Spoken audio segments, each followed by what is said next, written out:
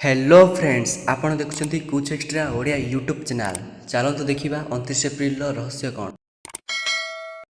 आम सौरमंडल में लक्षाधिक संख्यार उल्कापिंड रही जहाँकि सबुबले गोटे स्थान आउ गोटे स्थान को परिचालित हुए आउ बेले बेले मध्य पृथ्वी सह आसी धक्का हुए एवं निज आकार अनुसार पृथ्वी रे किछि छोट मोट नुकसान पहुँची थाए। उल्का एक प्रकार पथर। यही उल्का को नहीं किछि जिनिस वर्तमान सोशल मीडिया रे खूब जोर सोर भाइराल होगाकू लगी। कहुई कि 29 एप्रिल दिन एक बड़ उल्का पृथ्वी को आसी धक्का देव जहाँफल सबुदिन आम पृथ्वी जीवन शेष हो। किंतु यह कौन संभव? एक पत्थर रे जीवन समाप्त करिपारिबो? तेणु मोर उत्तर हेब हाँ। उल्का पृथ्वीर जीवन को नष्ट करिपारे एवं उदाहरण होची डायनोसर। गोटे समय थिला जेतबले डायनोसर माने विषय राज करथिले। दिने किंतु पृथ्वी सह एक उल्कार धक्का हैला एवं क्षणिक मध्यरे डायनोसर मानकर वंश ध्वंस होईगला। जो डायनोसर माने पृथ्वीर बृहत्तम जीव थिले। जदि यही उल्का सेमानकु नष्ट करि पारला ताहले आमे तो सामान्य मनीष मात्र। एवं यही 29 एप्रिल 2020 रे कौन घटिबाकु जाउछि आसंतु ता विषय रे किछि जानिबा आपणक निज चैनल कुछ एक्स्ट्रा रे। एप्रिल 29 रे जे उल्का पृथ्वी दे गति करिवो अर्थात सोशल मीडिया रे भाइराल हेउतिबा वीडियो अनुसार कहिबा ताहाले पृथ्वी सह धक्का हेउतिबा उल्का ताहार उद्भावन 1948 मसीह रे अंतरिक्षर वैज्ञानिक द्वारा होइतिला। आउ सेबेठारु वैज्ञानिक माने ही नजर रखिछंती। एहार आकार 4.1 किलोमीटर जहाँ एते लंबा जे कौनसी साधारण उल्का ठारू बहुत बड़। यह जदि पृथ्वी सह धक्का हुए ताहले सतक सत पृथ्वी प्रलय होइजिवो। कारण एहार गति घंटा प्रति 31,000 किलोमीटर जहाँकि दुनियार सबुठारु द्रुत एयरक्राफ्ट X-50 ठारू 4 गुण अधिक। X-50 एक अमेरिकीय एयरक्राफ्ट आउ यह सबुठारु द्रुत गति रे उड़ीथिबार रेकर्ड रही। यह गोटे घंटारे 7,200 किलोमीटर पर्यंत गति करिपारे।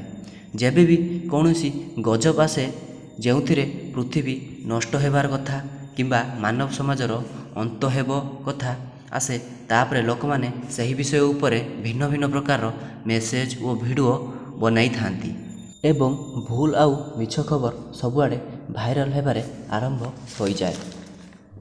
आउ एमिति केवल आमे नुहे बरं विदेशी लोक माने एई भली कामरे आगरे थांती। आउ आमे भारतीय माने इंग्रेजी खबररू किंबा कौनसी इंग्रेजी आर्टिकल रु जहाँ पढ़ू ताहाको 100% विश्वास करि थाउ ताहा पुणी किछि न भाबी न जानी। 29 एप्रिल रे आम पृथ्वी को एक बड़ उल्कापिंड धक्का होई आम पृथ्वी को सबुदिन पई जीवंत नष्ट हो जिवा कथा डेली एक्सप्रेस खबर कागज एहाको प्रकाश करिथिला जहाँकि लंडन बहुत जनाशुना खबर कागज। यही खबर कागज रे सर्वप्रथमे छापिथिला कि 29 एप्रिल दिन एक उल्कापिंड पृथ्वी सह धक्का हेब। तापरे लोक माने एही विषय रे वीडियो को बनैबाकू आरंभ कले। धीरे धीरे ताहा सोशल मीडिया रे बहुत भाइराल होई गला। लोकंक मतरे एही उल्कापिंड पृथ्वी दे जीवा मात्रे पृथ्वीर चुंबकीय शक्ति एहा आम आड़कू टाणी आनिबो ओ पृथ्वी रे विस्फोरण हेब एवं परे भूकंप सहित सुनामी होई पृथ्वीर जीवन शेष होइजिवो। किंतु मु आपनको कहिबी जे एहीपरि किछि घटिबनी। कारण उल्काखंड अतिक्रम करिबो सत किंतु एहा आम पृथ्वी ठारू प्राय 3.1 नियुत किलोमीटर दूर रहिबो अर्थात यह पृथ्वी ठारू प्राय 31 लाख किलोमीटर दूर रे अतिक्रम करिबो एवं यह एते दूर जे आम पृथ्वी 4 थर चंद्र को जाई आसी पारिबो। तेणु वर्तमान निजे ही अनुमान करि पारुथिबे जे आम पृथ्वी यार माध्याकर्षण एते दूर रे एहाकू केही टाणी परिबेनी। जदि यह होइथांता चंद्र प्रथमे आसी पृथ्वी को धक्का देई थांता।